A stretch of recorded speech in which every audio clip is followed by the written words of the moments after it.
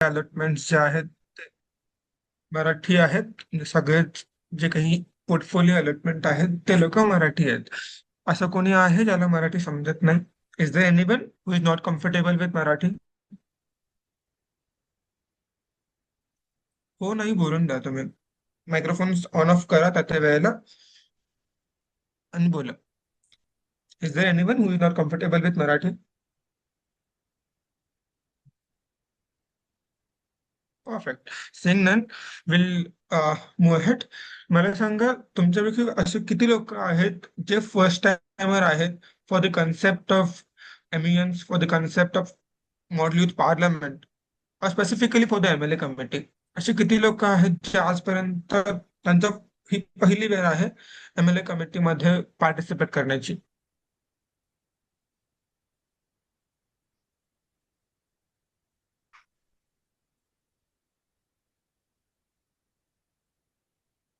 Okay, perfect. Hand down करा, काही हरकत नाही.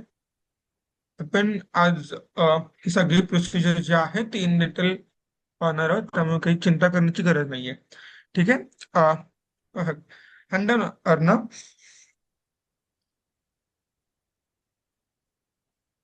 ओके. तर सर्वप्रथम जतन सर आलेले आहेत.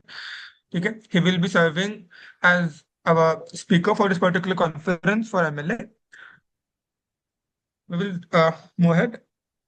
तर महाराष्ट्र विधानसभा जी आहे ती पहिले समजून घेणे गरजेचे आहे. महाराष्ट्रामधून 288 मतदारसंघांतून जे लोकप्रतिनिधी, जे आमदार निवडून येतात, त्यांना मिळून जी एक सभागृह बनतं, एक त्यांना मिळून जी एक बैठक बनते कामकाजाची, तिला आपण म्हणतो महाराष्ट्र विधानसभा. आता या महाराष्ट्र विधानसभेमध्ये ज्या पक्षाकडे सर्वाधिक आमदार आहेत, ज्यांच्याकडे बहुमत आहे, जे निश्चित केलेलं बहुमत असतं, जसं की ओरिजिनल मध्ये 145 आहे, तर तो पक्ष सत्ता स्थापन करतो. त्या पक्षाचा किंवा त्या गठबंधनचा नेता मुख्यमंत्री बनतो. आणि त्यानंतर ते मुख्यमंत्री आणि मुख्यमंत्र्यांचं मंत्रिमंडळ या संपूर्ण विधानसभेला उत्तरदायी असतं. जे संपूर्ण आमदारांच्या प्रश्नासाठी ते उत्तरदायी असतं. ठीक आहे. आता आपण आपल्या कमिटीमध्ये, आता या विधानसभेला चालविण्यासाठी, या विधानसभा रन करण्यासाठी एक स्पेसिफिक रूल्स रूल्स एक बुक असतं, ज्याला आपण ग्रीन बुक बोलतो. तुम्ही ड्राईव्ह मध्ये ती बुक देखील पाहिली असेल. ठीक आहे. सिलेक्ट कोण आहे? डेलिगेट प्लीज म्यूट युअरसेल्फ, स्वतःला म्यूट करून घ्या.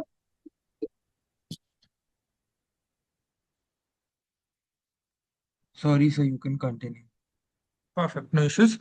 तर आता आहे ना, याच्यामध्ये कुणाला काही डाऊट आहे का की महाराष्ट्र विधानसभा काय करते, किंवा महाराष्ट्र विधानसभा कोण असते? असं कोणी आहे का की ज्याला माहिती नाहीये? ओके, ठीक आहे. तर ही महाराष्ट्र विधानसभा आपल्याकडे, आपण ज्यावेळी मॉड्यूल युथ पार्लमेंटमध्ये अकॅडमिक सिम्युलेशन करतो, ठीक आहे, तर जे काही, एक ब्रीफ द्या तुम्ही. ओके. तर महाराष्ट्र विधानसभा जी आहे ना, मी आधी म्हटलं तसं, की राज्यातील 288 मतदारसंघांतून जे आमदार निवडून येतात, त्यांना मिळून जी बनते ती महाराष्ट्र विधानसभा असते. ठीक आहे. महाराष्ट्र विधानसभा ओरिजिनल मध्ये 1960 पासून काम करते. आणि आपण जे अकॅडमिक सिम्युलेशन करतोय, त्यामध्ये जी कॉन्फरन्स हे ऑर्गनाईज करते, त्याच कॉन्फरन्स पासून आपल्याकडे एमएलए अकॅडमिक सिम्युलेशन मध्ये यायला सुरू झाले. ठीक आहे. तर ते जे मुख्यमंत्री असतात, ज्यांच्याकडे बहुमत आहे, त्या मुख्यमंत्री आणि त्यांचं मंत्रिमंडळ या संपूर्ण आमदारांच्या प्रश्नासाठी, म्हणजेच 288 आमदारांच्या प्रश्नासाठी ते उत्तरदायी असतात. ते उत्तरदायी असतात. आता हे प्रोसिजर शिकण्यासाठी आपण हे अकॅडमिक सिम्युलेशन करतो, राईट? तर आपल्याकडे माझ्या माहितीनुसार 48 आमदार आहेत. पैकी त्याच्यामध्ये काही मंत्री आहेत, त्याच्यामध्ये काही केवळ आमदार आहेत ज्यांच्याकडे मंत्रीपद नाहीये. ठीक आहे. आता जी ओरिजिनल रूल बुक आहे, जी ओरिजिनल ग्रीन रूल बुक आहे, त्यातले रूल्स जर का आपण ऍज इट इज जर का अप्लाय केले आपल्या प्रोसिजरसाठी, तर ते खूप बोरिंग होऊन जाईल. ते खूप कॉम्प्लिकेटेड आहे. एक उदाहरण द्यायचं म्हणलं तर आपण हे अधिवेशन घेतोय, तर याची देखील एक प्रायर नोटीस करायला लागते. आपण आता जे मी पुढे सांगेल तुम्हाला, क्वेश्चन अवर असतील, जुरी अवर असतील, याच्या प्रायर नोटिसेस असतात. ठीक आहे. तर त्या 15 डेज 7 डेजच्या नोटिसेस आहेत. आणि आता आपल्याकडे केवळ 5 दिवस उरले, तर आपण त्या ओरिजिनल रूल बुक नुसार नाही चालू शकत, कारण की ते रूल्स खूप स्ट्रिक्ट फॉरवर्ड आहेत आणि त्या अकॅडमिक सिम्युलेशनसाठी बनलेले नाही आहेत. ओके. तर आपण एक स्टँडर्ड आरोपी, एक स्टँडर्ड सेट ऑफ प्रोसिजर आपण फॉलो करणार आहोत, जी आपण प्रत्येक वेळी फॉलो करतो. तर ती प्रोसिजर काय असणार आहे, यासाठी आपलं हे ट्रेनिंग सेशन आहे. क्लिअर? क्लिअर? ओके. तर 23 आणि 24 तारखेला जे आपलं मॉड्यूल पार्लमेंट आहे, ते महाराष्ट्र विधानसभेसाठी आपलं एक अधिवेशन असणार आहे, एक प्रकारचं विशेष अधिवेशन.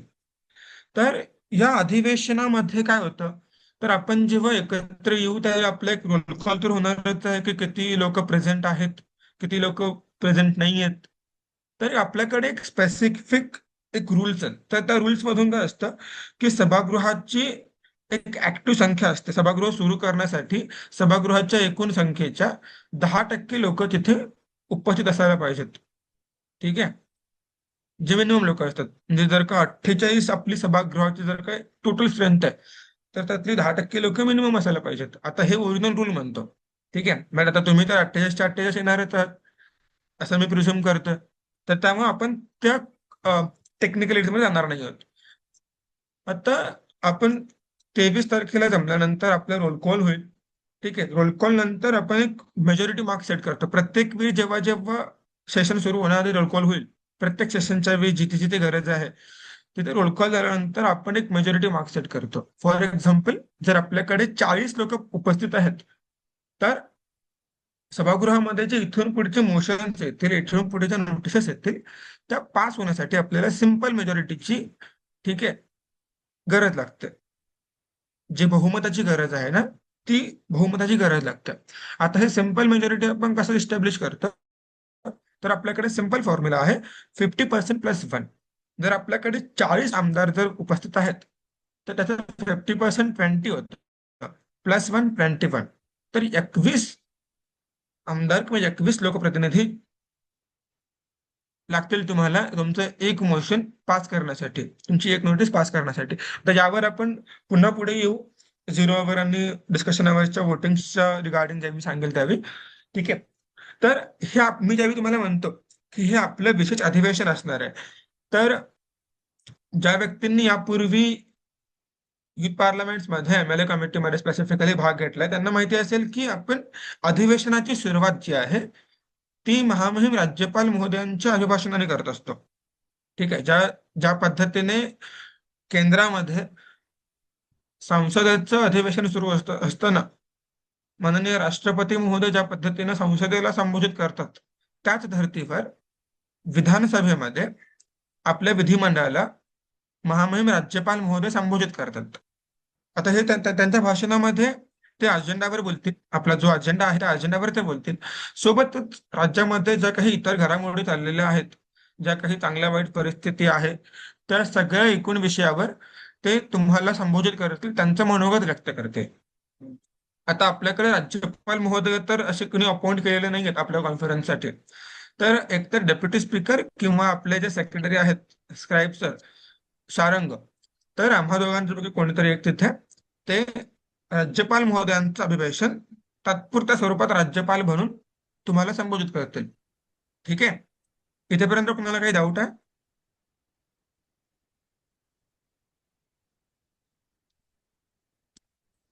होणारच नाहीये. परफेक्ट.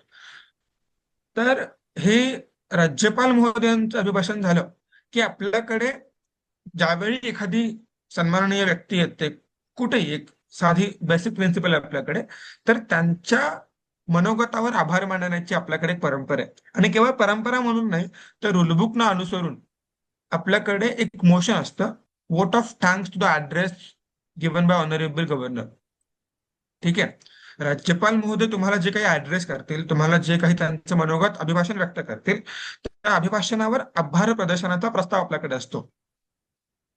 ठीक आहे. आता ज्यांनी याच्या आधी UN कमिटी केलेली असेल त्यांना एक कन्सेप्ट माहिती असेल की UN कमिटी सुरू होते ओपनिंग स्टेटमेंटने, राईट.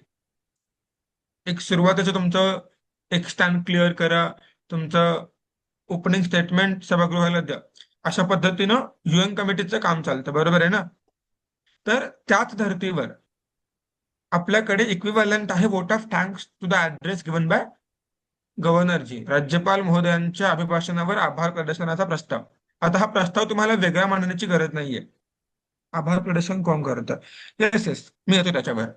आता जसं की मृत्युंजयने विचारलं आभार प्रदर्शन कोण करतं, तर ओरिजिनल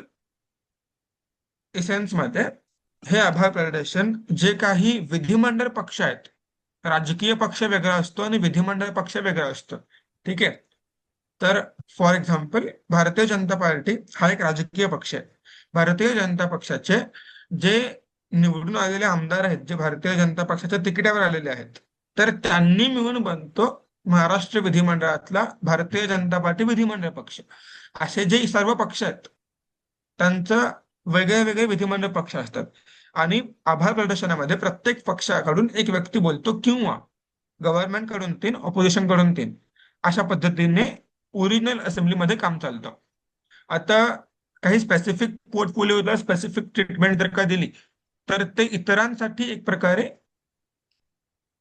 अ, चुकीचं आहे, कारण की त्यांना तिथे बोलायला भेटत नाही. ठीक आहे, एक प्रकारे ती असमानता आम्ही प्रमोट करणार नाही आहोत.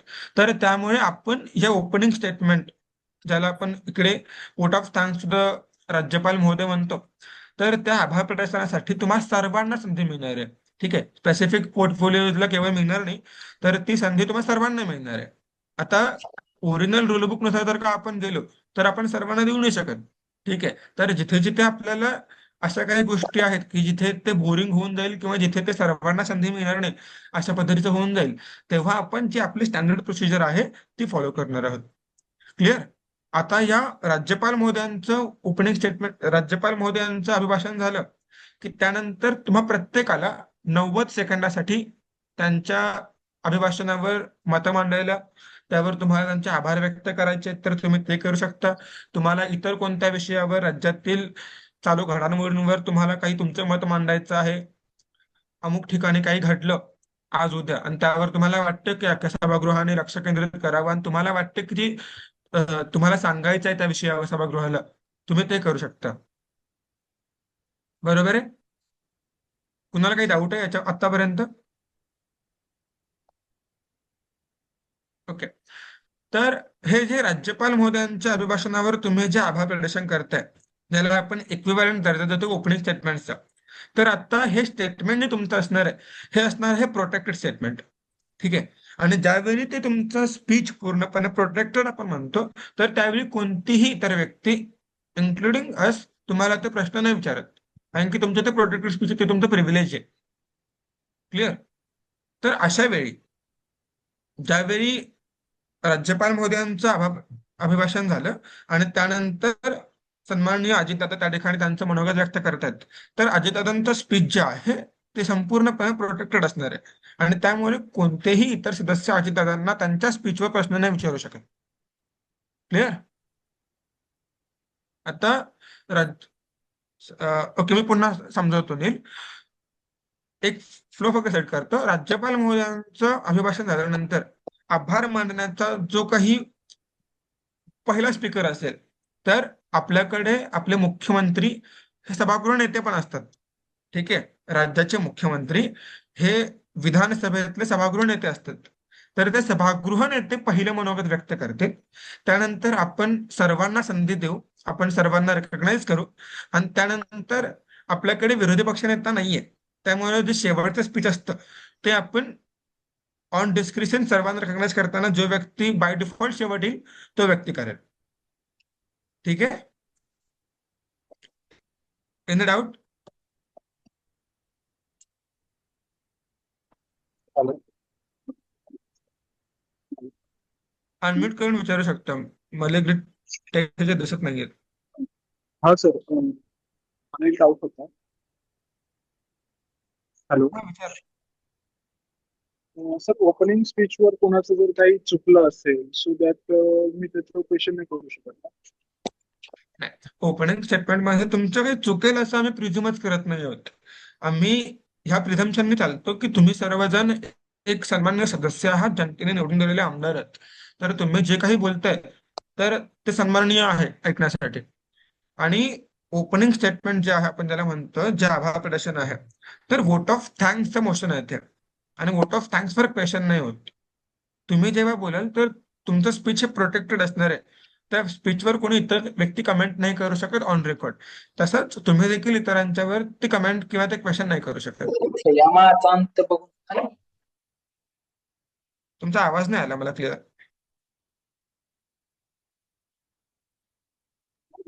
Okay sir clear. ओके. अजून कोणाला काही डाऊट आहे रिगार्डिंग राज्यपाल महोदयांचं अभिभाषण आणि त्यानंतरचा आपला आभार प्रदर्शनाचा प्रस्ताव, vote of thanks in general?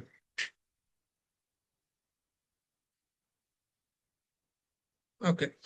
Saying none, will move ahead. आता आपल्याकडे एकदा का राज्यपाल महोदयांचं अभिभाषण आणि त्यांच्यावरचा आभार प्रदर्शनाचा प्रस्ताव झाला की आपण आपला नियमावलीनुसार आपल्या ग्रीन बुक नुसार आपल्याकडे एक प्रोव्हिजन आहे की चर्चेचा पहिला तास हा आपण क्वेश्चन आवासाठी रिझर्व ठेवतो. ठीक आहे. जेव्हा जेव्हा अधिवेशन भरतं, जेव्हा जेव्हा सभागृह चालतं, तर त्यावेळी सभागृह एकत्र आल्यानंतर सभागृहाच्या चर्चेचा पहिला तास हा स्पेसिफिकली राखीव असतो प्रश्नोत्तरासाठी. मंत्री महोदय सोडून जे काही इतर आमदार आहेत ते आमदार मंत्र्यांना प्रश्न विचारतात आणि त्या प्रश्नाची मंत्र्यांना उत्तरं द्यायची असतात. आणि यासाठी आपल्याकडे स्पेसिफिक आपण जे टाइम ड्युरेशन किंवा एक स्पेसिफिक टाइम ठेवतोय तर ते आहे क्वेश्चन अवर. आता याच्यामध्ये यस, जे काही नॉन मिनिस्ट्री पोर्टफोलिओज आहेत, म्हणजे फॉर एक्झाम्पल आपल्याकडे विजय वडेट्टीवार असतील, तर विजय वडेट्टीवारजी त्या ठिकाणी देवेंद्रजींना प्रश्न विचारतील, विजय वडेट्टीवारजी मुख्यमंत्र्यांना प्रश्न विचारतील. सोबतच आपल्याकडे जे असे पोर्टफोलिओज आहेत जे सत्ता पक्षाचे आहेत पण त्यांच्याकडे मंत्रीपद नाहीये. आता आपल्याकडे सुरेश धस साहेब आहेत. सुरेश धस साहेब सत्ता पक्षाचे आहेत, ते भारतीय जनता पार्टीचे आहेत, मात्र त्यांच्याकडे मंत्रीपद नाहीये. तर अशा वेळी सुरेश धस साहेब देखील मंत्र्यांना प्रश्न विचारू शकतात. ठीक आहे. याच्यामध्ये काही छोटे नियम असे आहेत की एक मंत्री दुसऱ्या मंत्र्याला प्रश्न विचारू नाही शकत, कारण मंत्री म्हणून तुम्ही एक प्रकारे टीम आहात. ठीक आहे. तुम्ही इन टोटो अकाउंटेबल आहात सभागृहाला. तर तुमच्यामध्ये जे काही तुम्हाला विचारायचं आहे ते तुम्ही विचारायचं कॅबिनेटच्या मीटिंगमध्ये. मात्र सभागृहामध्ये असताना एक मंत्री दुसऱ्या मंत्र्यांना प्रश्न नाही विचारू शकत. सोबतच एक मंत्री एका आमदारांना प्रश्न नाही विचारू शकत जे मंत्री नाही आहेत. प्रश्नोत्तरामध्ये तो प्रश्न जो आहे तो स्पेसिफिकली मंत्र्यांना विचारायचा असतो आणि मंत्र्यांना त्याचे उत्तर द्यायचे असतं. क्लिअर? कोणाला काही डाऊट आहे याच्याबद्दल? येस, क्वेश्चन आवर मध्ये पण सर्वांना चान्स मिळतो. मी त्याच्याबद्दल अजून आपल्याकडे येणार आहे पुढे. हॅलो आतापर्यंत कुणाला काही डाऊट आहे का? Hello sir. हा बोला. सर क्वेश्चन आवर मध्ये अजेंडाच्या व्यतिरिक्त दुसऱ्या याच्यामध्ये क्वेश्चन विचारू शकतो का? येस. आता जो क्वेश्चन अवर आहे तर त्याच्यामध्ये स्पेसिफिकली अजेंडा रिगार्डिंग बोलायची अशी काही बंधनं नाही आहेत. ठीक आहे. तुम्ही राज्यामध्ये चालू असणाऱ्या कोणत्याही विषयावर प्रश्न विचारू शकता. ठीक आहे. अगदी कोणत्याही विषयावर. तर फॉर एक्झाम्पल आपल्याकडे काल परवा जळगावमध्ये एक घटना घडली की जिथे एका तरुणाने जलसमाधी घेतली. ठीक आहे. तर त्या संपूर्ण योजनेबद्दल त्या संपूर्ण याच्याबद्दल तुम्ही माहिती गोळा करू शकता. तुम्ही त्या मंत्र्यांना ते प्रश्न विचारू शकता. आता हे प्रश्न कसे विचारायचे बघा. तुम्हाला आजची मीटिंग झाल्यानंतर आम्ही एक गुगल फॉर्म सर्क्युलेट करू. ठीक आहे. आता त्याच्यामध्ये आम्ही स्पेसिफिकली तुम्हाला काय देऊ, तर क्वेश्चनचे दोन प्रकार असतात ते आधी समजून घ्या. आपल्याकडे स्टार्ड आणि अनस्टार्ड, तारांकित आणि अतारांकित असे दोन प्रश्न आहेत. तर तारांकित प्रश्नांची उत्तरं मंत्र्यांना तोंडी द्यायला लागतात. जर एखादा प्रश्न तारांकित म्हणून स्पेसिफाय केलेला आहे, तर त्या तारांकित प्रश्नाचं उत्तर, त्या स्टार प्रश्नाचं उत्तर मंत्री महोदयांना तोंडी द्यायला लागतं. त्याच वेळी जे प्रश्न अनस्टार्ड आहेत त्याची उत्तरं तोंडी देणं बंधनकारक नाहीये, ते तुम्ही वाया चीट देऊ शकता. ठीक आहे, लिखित स्वरूपामध्ये. आता आज संध्याकाळी तुम्हाला या मीटिंग नंतर एक गुगल फॉर्म सर्क्युलेट केला जाईल, तर त्याच्यामध्ये तुम्हाला काही ऑप्शन असतील. टू होम, ठीक आहे, तुम्ही हा प्रश्न कोणाला विचारताय, तुम्हाला ऑप्शन दिले जातील मंत्र्यांचे, तुम्ही ते क्लिक करू शकता. फ्रॉम होम, तुम्हाला तुमचं पोर्टफोलिओ लिहायचं आहे त्याच्यामध्ये. जर एखादा एबीसी व्यक्ती, जर विजय वरट्टीवार यांचा पोर्टफोलिओ त्यांना जर काय मिळालेला आहे, तर तुम्ही तुमचं नाव नाही लिहायचंय, तुम्हाला विजय वरट्टीवार या नावे तो प्रश्न विचारायचा आहे. त्यानंतर तुम्हाला आम्ही ऑप्शन देऊ की तो प्रश्न स्टार्ड आहे की अनस्टार्ड आहे हे चूज करण्याचा, आणि त्यानंतर तुम्हाला खाली ऑप्शन असेल तुमचा प्रश्न सबमिट करण्याचा. ठीक आहे. आता एक व्यक्ती किती प्रश्न विचारू शकतो? एक आमदार मॅक्झिमम 5 प्रश्न विचारू शकतो. ठीक आहे, तुम्हाला तो गुगल फॉर्म प्रत्येक वेळी सेपरेटली भरायचा आहे, 5 वेळा सेपरेटली भरायचा आहे. ठीक आहे, तर अशा वेळी तुम्ही एक व्यक्ती 5 प्रश्न विचारू शकतो जी मंत्री नाहीये. ठीक आहे, आता या 5 प्रश्नांच्या पैकी एक प्रश्न मिनिमम अनस्टार्ड असायला हवा. क्लिअर? म्हणजे तुम्ही जे 5 प्रश्न विचारणार आहात त्यातला एक प्रश्न अनस्टार्ड असायला हवा, बाकीचे प्रश्न तुम्ही स्टार्ट ठेवा की अनस्टार्ट ठेवा. कुणाला काही डाऊट आहे याच्यामध्ये?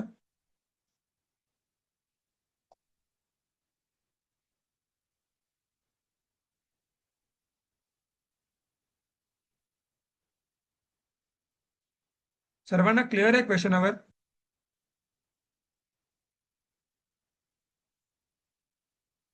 हो.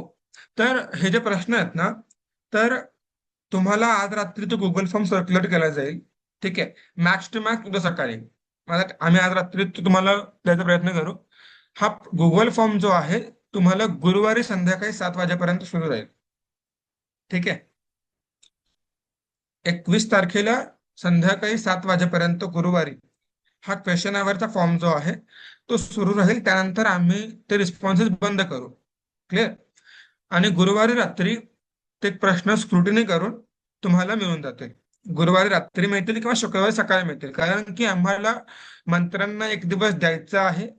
जर आम्ही 4 दिवस प्रश्न विचारणाऱ्यांना देतोय, तर 1 दिवस आम्ही ते प्रश्नाची उत्तरं देणाऱ्यांना देणार आहोत, की ज्या आधारावर एक क्वालिटी आन्सर्स आम्हाला मिळतील आणि सभागृहाला मिळतील.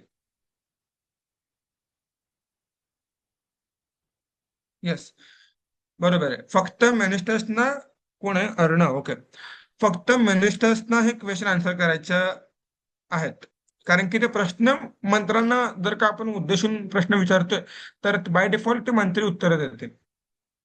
ओपनिंग स्पीचचं कंटेंट काय असलं पाहिजे?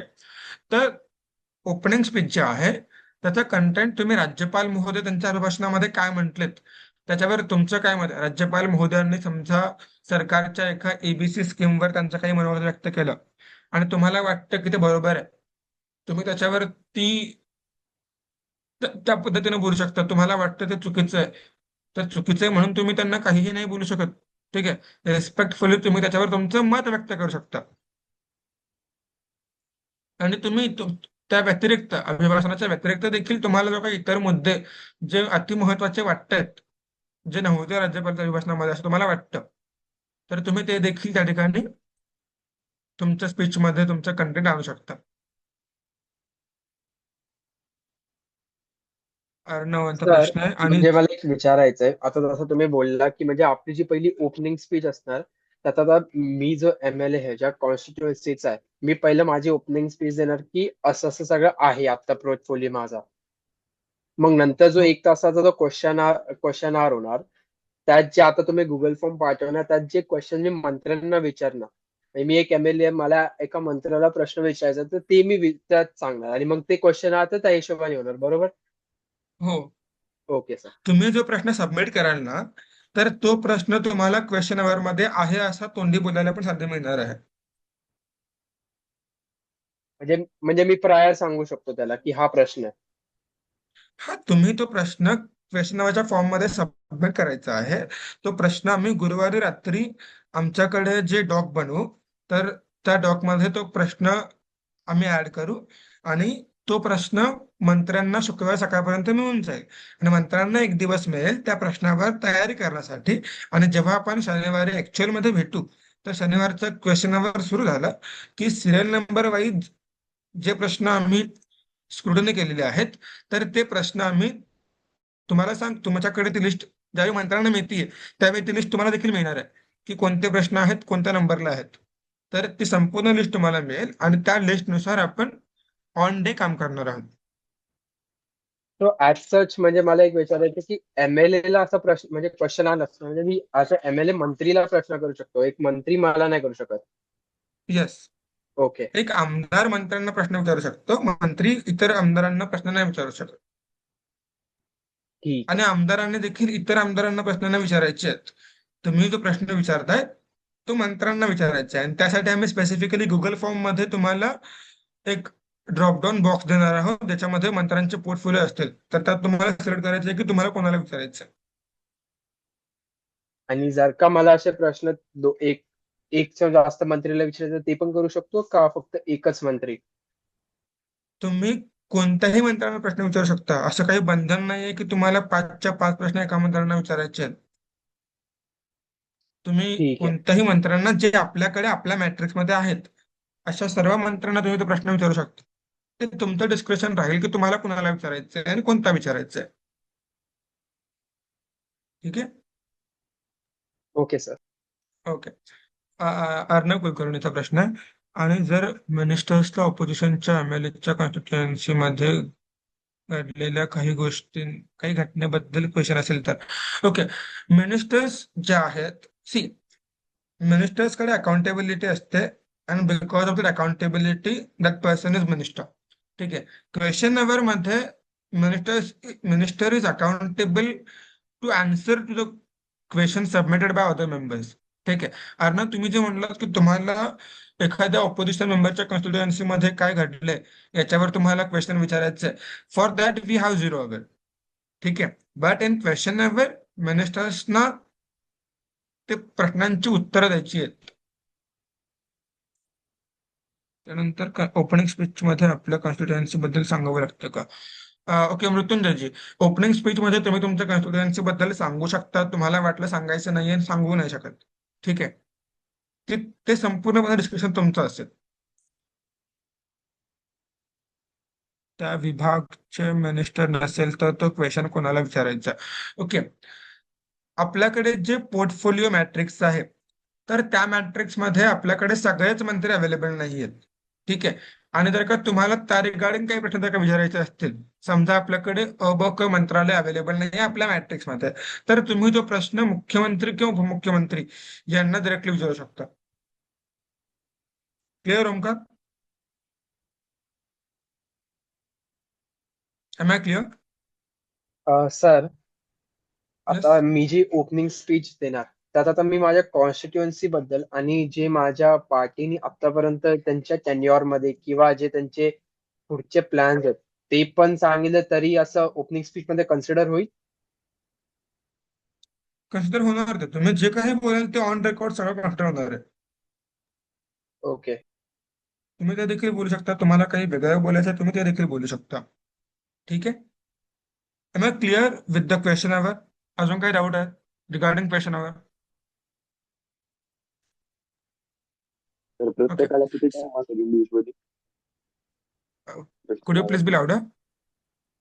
तर प्रत्येकाला किती टाइम असणार आहे क्वेश्चन आवर मध्ये क्वेश्चन विचारायला? ओके. तर तुम्ही जो प्रश्न सबमिट केलाय, फॉर एक्झाम्पल आपल्याकडे आदित्य ठाकरे आहेत, त्यांनी एक प्रश्न सबमिट केलाय जो आहे एकनाथ शिंदे यांना.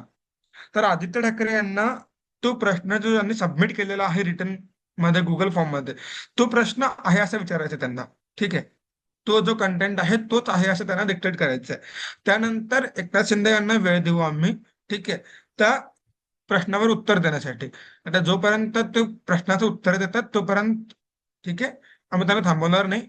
बट कन्सिडरिंग तुमचं उत्तर हे 90 सेकंदाच्या वरती नाही गेलं पाहिजे अशा पद्धतीने प्रिपेअर करा. ठीक आहे. की सर्वांचे प्रश्न व्हायला हवेत ना आपल्याला, तर त्यासाठी 90 सेकंदाच्या आसपास तुमचं उत्तर संपावं अशा पद्धतीनं मंत्र्यांनी प्रिपेअर करायचंय. As you said, opening speech will be a reply or a positive or negative comment on the governor's speech. Will the content of the governor's speech be given in prior? See, governors साहेबांचं जे काही speech आहे ते अभिभाषण आहे आणि अभिभाषण या शब्दावरून त्या भाषणाचं महत्व कळतं. तर ते अभिभाषण तुम्हाला आम्ही सिम्युलेशन मध्ये असं उपलब्ध करून देणार नाही आहोत प्रायर.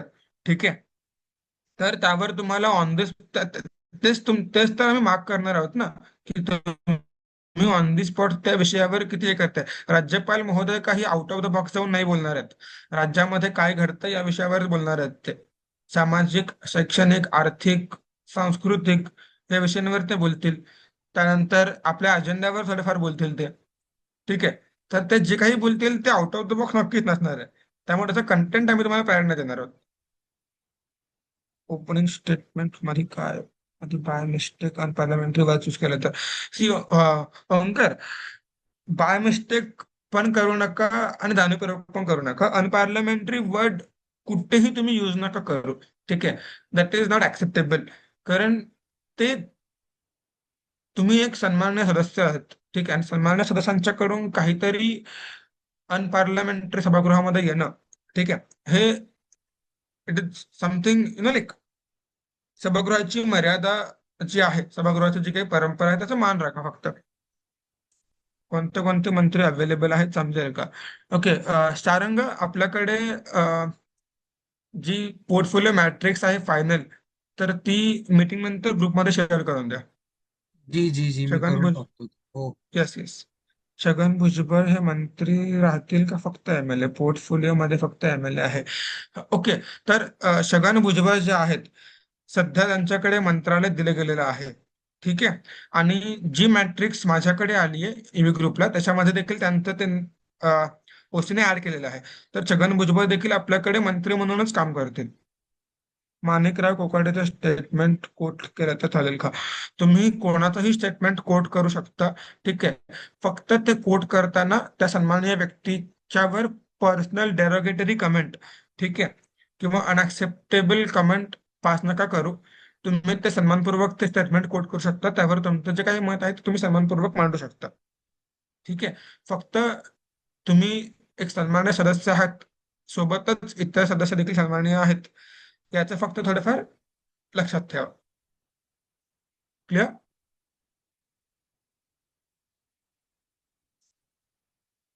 फर्स्ट डेच्या वोट घेऊन टॉपिक चेंज करून गुगल टाकू नका फक्त. गुगली नाही, मला नाही कळलं हे पाटील. तुमचं नाव फक्त इथे पाटील दिसतंय. कुड यू प्लीज एलॅबोरेट? तर तुम्ही माईक वर विचारू शकता ओपन करून. येस, ओपनिंग स्टेटमेंट सर्वांसाठी कंपल्सरी आहे.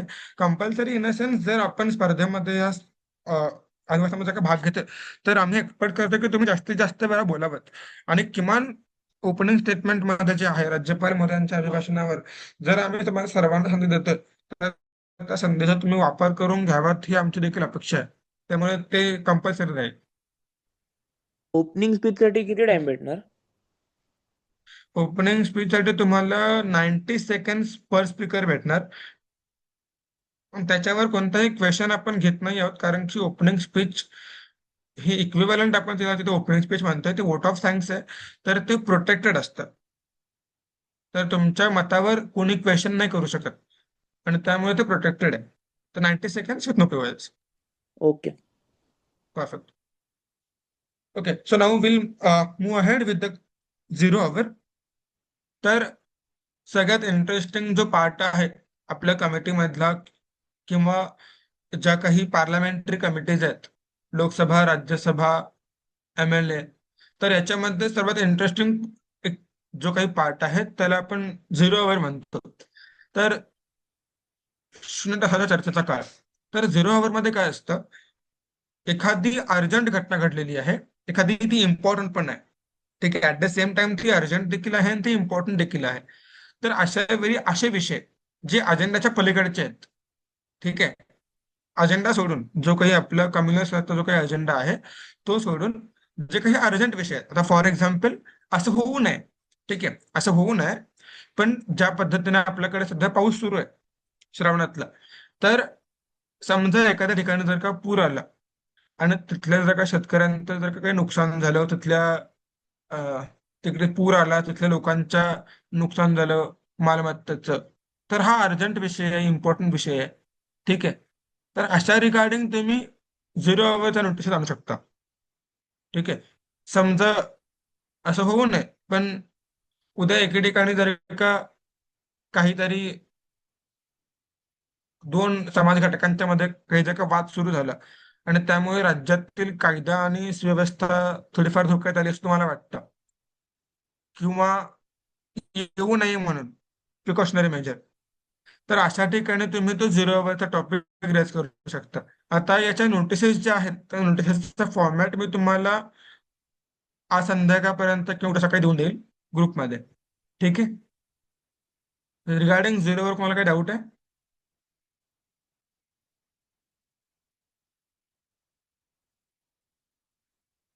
Unmute yourself and ask.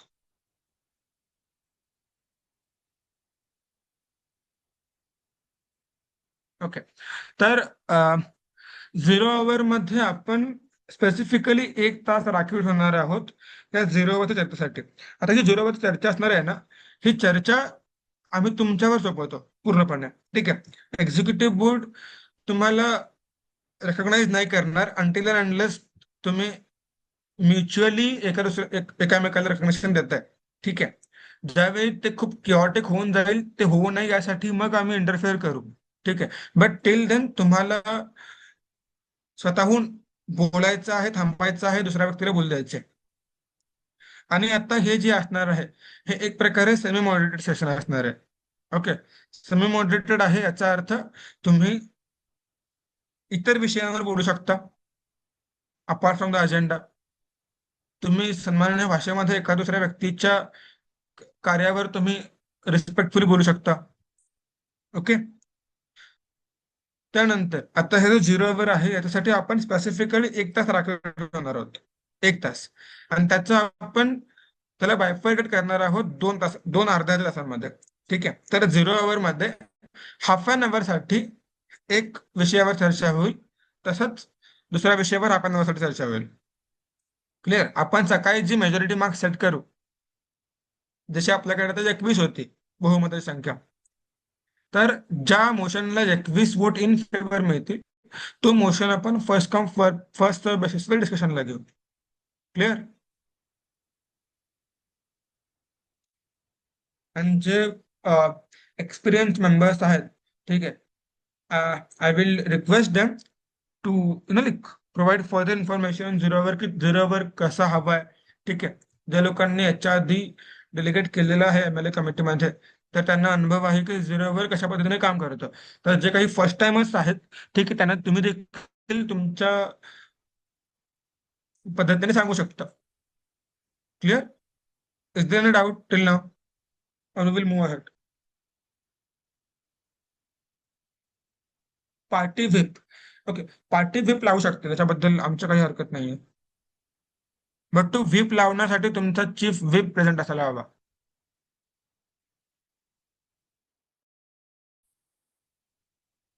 ठीक आहे, एनी डाऊट? आणि तुम्ही चॅटबॉक्स मध्ये विचारण्याऐवजी जर का अनम्यूट करून विचारलं तर it will be more interactive session, and I urge you all to be interactive in the session. Any doubt till तर नाव? मला एक डाऊट आहे हा, बोला. की आता समजा म्हणजे माझी जर पार्टी बीजेपी असेल तर आम्ही लोक नवीन व्हिप इलेक्ट करू शकतो का? पार्टी प्रेसिडेंट आमचे नसणार त्या ह्याच्यात, म्हणजे MLA मध्ये ओके, व्हिप आहे तर पण पार्टी प्रेसिडेंट इलेक्ट करू शकतो. ओके, तर ऋतिकजी, या वेबच्या रिगार्डिंग आम्ही अलॉटमेंटच्या वेळी जे पोर्टफोलिओ मॅट्रिक्स बनवताना जे पोर्टफोलिओ तयार केलेत ना, तर तुमच्याकडे माझ्या माहितीनुसार भारतीय जनता पक्षाचा व्हिप आम्ही मॅट्रिक्स मध्ये ठेवलेला आहे आणि तो अलॉट देखील झालेला आहे. तर अशा परिस्थितीमध्ये तुमचं काय म्हणणं होतं? माझं म्हणणं होतं की पार्टी प्रेसिडेंट पण आम्ही इलेक्ट करू शकतो का? कारण ते तर नाही आहेत. ओके, पार्टी प्रेसिडेंट एड करण्याचा काहीही आपल्याकडे गरज नाहीये. ठीक आहे, आपल्याकडे गरज आहे तुमच्या मुख्य नेत्याची. ठीक आहे, जे भारतीय जनता पक्षाचे मुख्य नेते देवेंद्रजी आहेत ते आपल्याकडे उपस्थित आहेत. भारतीय जनता पार्टीचे मुख्य व्हीप जे आहेत सावरकरजी ते आपल्याकडे उपस्थित आहेत. आणि असंच प्रत्येक पक्षाच्या संदर्भातून त्यांचे व्हीप प्रेझेंट राहतील त्यासाठी ते मॅट्रिक्स मध्ये ठरवण्याचं काम आम्ही केलं होतं आणि ते अलर्ट देखील केलेलं आहे ओसीने. Okay sir. ओके, अजून काही डाऊट आहे कोणाला? त्यांना डाऊट टिल नाव विचारा तुम्ही अनम्यूट करून, otherwise we will move ahead with the further procedure.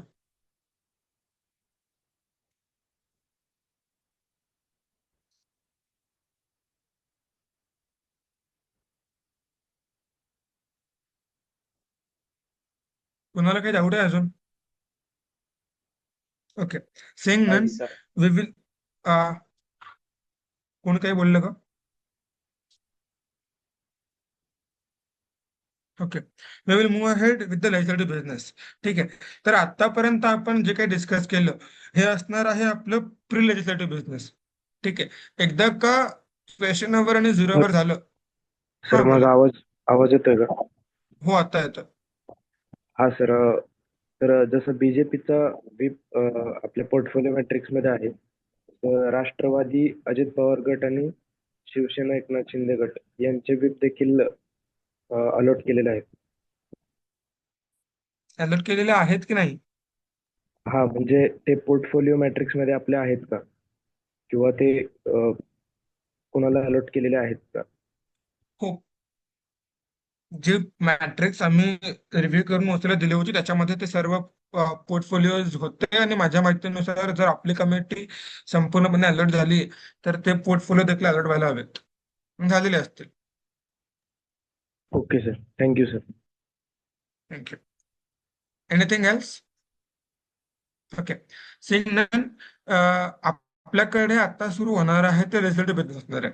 जे आत्ता काही आतापर्यंत आपण जे डिस्कस केलं ते आहे प्री लेजिस्लेटिव्ह बिझनेस आणि इथून पुढे जे असेल ते लेजिस्लेटिव्ह बिझनेस.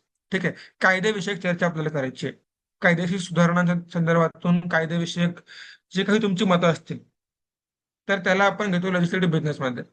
आपला जो काही मेन अजेंडा आहे that is the addressing the surge of communal violence in our state with special emphasis on strengthening law and enforcement, right? तर या विषयावर चर्चा करण्यासाठी जे स्पेसिफिक टाइम केलेला आहे ते म्हणजे लेजिस्लेटिव्ह बिझनेस. तर आता याच्यामध्ये तुम्हाला काय करायचं आहे? आता आपला अजेंडाचा स्कोप भरपूर वाईड आहे. ठीक आहे, तो काही एकदम छोटासा विषय नाही आहे, खूप मोठा विषय आहे. तर या विषयाला तुम्हाला डिवाइड करायचं आहे into multiple sub agendas. For example मी एक उदाहरण देतो. आपल्याकडे एक पुस्तक आहे. ठीक आहे, आपल्याकडे एक पुस्तक आहे एखाद्या विषयाचं, तर त्या पुस्तकामध्ये वेगळे वेगळे धडे असतात, वेगळे वेगळे चॅप्टर असतात. तर अशा पद्धतीने एक अजेंडाचं पुस्तक आहे समजा आणि त्या अजेंडाच्या पुस्तकामधले वेगळे वेगळे चॅप्टर्स घेऊन या चर्चेसाठी. त्याचे सोशल फॅक्टर्स काय आहेत, लिगल ऍस्पेक्ट्स काय आहेत, ग्राउंड्स काय आहेत, इकॉनॉमिक काही त्याच्यामध्ये काही दडलंय का. तर अशा पद्धतीचे जे काही सब पार्ट्स आहेत अजेंडाचे, एक मुख्य अजेंडा खूप मोठा आहे पण चर्चेसाठी आपण मुख्य अजेंडा एकदम घेत नाही. आपण मुख्य अजेंडाचा सबपार्ट जे आहेत, छोटे छोटे विषय जे आहेत ते आपण स्पेसिफिकली डिस्कस करतो. तर अशा पद्धतीनं आपल्याकडे डिस्कशन अवरसाठी 3 पद्धतीचे मोशन असतात. ठीक आहे, आपल्याकडे डिस्कशन अवर 3 पद्धतीचा असतो. एक असतो short term discussion our for 20 minutes, एक असतो mid term discussion our for 30 minutes आणि एक असतो long term discussion our for 40 minutes. आणि हे प्रत्येक सेशन आपण 10 मिनिटांनी एक्सटेंड करू शकतो. ठीक आहे, तर याच्यामध्ये तुम्हाला काय करायचं आहे, तुम्हाला हे मोशन प्रेझेंट करताना त्याचं टाइम ड्युरेशन काय राहील. जर का समजा मुख्यमंत्री महोदय एक मोशन रेज करतात, एक मोशन सबमिट करतात एखाद्या अजेंडाच्या एबीसी सब पार्टवर, तर त्या विषयावर त्यांना हे मोशन हवं लॉंग टर्म डिस्कशनसाठी. ठीक आहे, फॉर 40 मिनिट्स, जे आम्ही 10 मिनिटासाठी अजून एक्सटेंड करू शकतो. ठीक आहे, तर त्यांना त्याच्यामध्ये मेन्शन करायचं आहे की पर स्पीकर टाइम काय राहील. आता पर स्पीकर टाइम जो आहे म्हणजे पर MLA टाइम प्रत्येक आमदाराला किती वेळ बोलायला भेटेल. तर हे एकतर 60 सेकंद असू शकतं किंवा 90 सेकंद असू शकतं. आता हे तुमच्यावर डिपेंड करतं की तुम्ही ते मोशन कशा पद्धतीने सबमिट करताय आणि तुम्ही त्या मोशन मध्ये काय स्पेसिफाय करताय. तुम्ही किती व्यक्तींनी या विषयावर बोलावं असं तुमचं मत आहे, हे तुम्ही त्याच्यामध्ये मेन्शन करू शकता की 20 स्पीकर्स, 30 स्पीकर्स और ऑल 40 स्पीकर्स. हे तुम्ही ते मोशन मध्ये स्पेसिफाय करायचे. मात्र तुम्ही जो टाइम आम्हाला द्याल ते 40 मिनिटासाठीचं आहे किंवा 30 मिनिटासाठीचं आहे, तर ते डिव्हिजिबल असलं पाहिजे. नंबर ऑफ स्पीकर्स आणि पर स्पीकर टाइम हे डिव्हिजिबल असलं पाहिजे टोटल टाइमशी. आता याच्यावर तुम्हाला एकमेकाला स्पीचवर प्रश्न विचारायला संधी मिळेल. जे आपण ओपनिंग स्टेटमेंटमध्ये आपल्याकडे ती कन्सेप्ट नव्हती. आपल्याकडे POI ची कन्सेप्ट सुरू होते लेजिस्लेटिव्ह बिझनेसमध्ये. ठीक आहे. आता समजा मुख्यमंत्री महोदयांनी त्यांचं भाषण दिलं त्या पर्टिक्युलर डिस्कशन मध्ये त्या पर्टिक्युलर विषयावर, आणि जर आदित्य ठाकरे साहेबांना आणि आपल्याकडे वरटेवार साहेब आहेत, त्यांना प्रश्न आहेत त्या स्पीच बद्दल, तर ते विचारू शकतात. आता याच्यामध्ये मेक अशी आहे की तुम्ही ते मोशन सबमिट करताना किती POIs पर स्पीकर मेन्शन करताय याच्यावर आम्ही ते अलो करू, आणि मॅक्झिमम 2 POI आपण एका स्पीकरला घेऊ शकतो. क्लिअर आहे? Any doubt till now? Sir शेवटचा पॉइंट परत एकदा सांगता येईल का? ओके. तर आपल्याकडे डिस्कशन मध्ये मी शॉर्ट ब्रीफ देतो तुम्हाला. आपल्याकडे डिस्कशन मध्ये तुम्हाला काय करायचं आहे की आपला जो मेन अजेंडा आहे तो मेन अजेंडा आहे असा डिस्कशनसाठी घ्यायचा नसतो. तर मेन अजेंडाचा एक सबपार्ट किंवा मेन अजेंडाचा एक 10% भाग किंवा त्याचा एक specific social aspect, legal aspect, तो तुम्हाला चर्चेमध्ये घ्यायचा आहे. तर त्यावेळी तुम्ही ते मोशन आणता की या विषयावर आम्हाला चर्चा करायची आहे, इतक्या इतक्या वेळासाठी करायची आहे. आपल्याला समजा 40 मिनिटासाठी करायची आहे. 30 स्पीकर्स बोलतील किंवा 20 स्पीकर्स बोलतील, आणि त्यांचं पर स्पीकर टाइम जे आहे ते तुम्हाला डिव्हिजिबल ठेवायचे. ओके. पर स्पीकर 60 सेकंद बोलणार किंवा पर स्पीकर 90 सेकंद बोलणार, हे तुम्हाला त्याच्यामध्ये मेन्शन करायचं आहे. आता मुख्यमंत्र्यांनी त्यांचं भाषण दिल्यानंतर जर आपल्याकडे आदित्य ठाकरेंना जर का प्रश्न विचारायचा आहे, तर तो प्रश्न आम्ही केव्हा अलो करू शकतो? जेव्हा त्या मोशन मध्ये हे मेन्शन आहे की पर स्पीकर इतकी इतकी POIs घ्यायचे आहेत. तुम्ही जे मोशन द्याल ते मोशन सिंपल मेजॉरिटीने पास झाल्यानंतर संपूर्णपणे त्या मोशनच्या आधारावर आपण काम करू, आणि याच्यामध्ये तुम्हाला त्या व्यक्तीच्या स्पीचवर प्रश्न विचारण्याची संधी मिळेल. Am I clear Mrityunjay and everyone? हो Is सर, there हो. any doubt? Sir thank you. Sir बोला. तुम्ही आता अजेंडा बद्दल बोललात, तर मी आता ऑडिओने डिस्कनेक्ट झालेलो, तर मला सांगू शकाल की तो अजेंडा नक्की काय असणार आहे? म्हणजे का ते ऑन द स्पॉट जे मोशन आम्ही मोशन असणार त्याच्यावर कळेल आम्हाला? ओके. तर आपल्याकडे जो मेन अजेंडा आहे तो तर सर्वांना माहिती आहे. Addressing the search of communal violence and so on, right? तर ह्या मेन अजेंड्यावर तुम्हाला तुमच्यामध्ये डिस्कस करायचं आहे की आपण कोणता सब अजेंडा घेतला पाहिजे. आता again I urge to the experience people की तुम्ही फर्स्ट टाइम असल्यास सांगितलं पाहिजे की अजेंडा आपण काय ठेवणार आहोत, तुम्ही काय ठेवणार आहात. ठीक आहे. सब अजेंडा पर्टिक्युलर सेशनसाठी. तर तुम्ही तुमच्यामध्ये आपल्याकडे जो लॉबिंग ग्रुप आहे त्या लॉबिंग ग्रुपवर तुम्ही तुमच्यामध्ये चर्चा करू शकता की तुम्हाला काय सब अजेंडा ठेवायचे, की त्यामुळे तुम्ही प्रिपेअर असाल त्या विषयावर बोलण्यासाठी.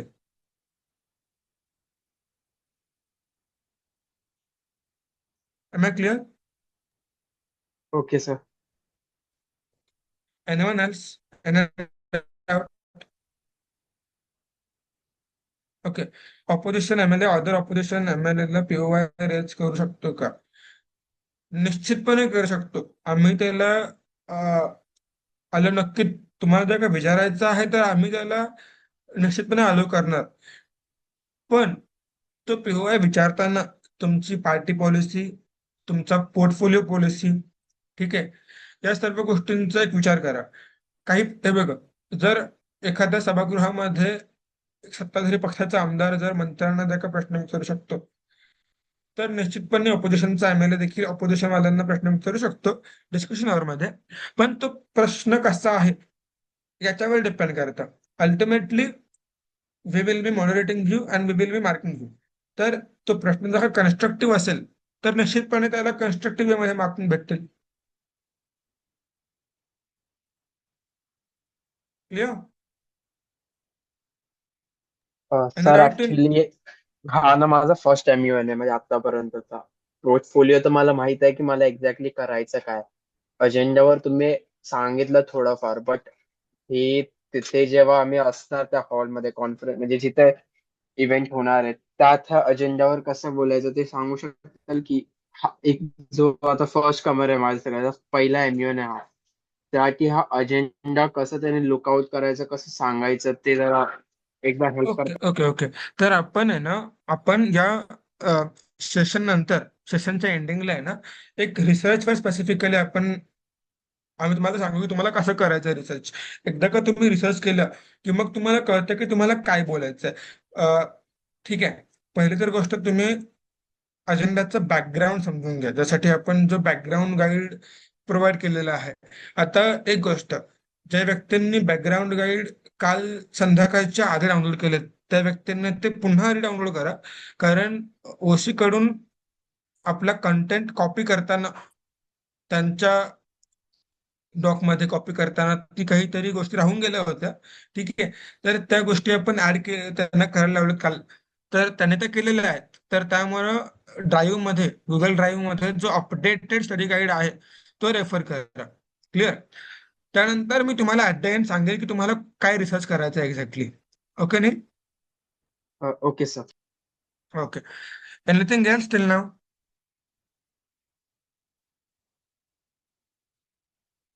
ओके.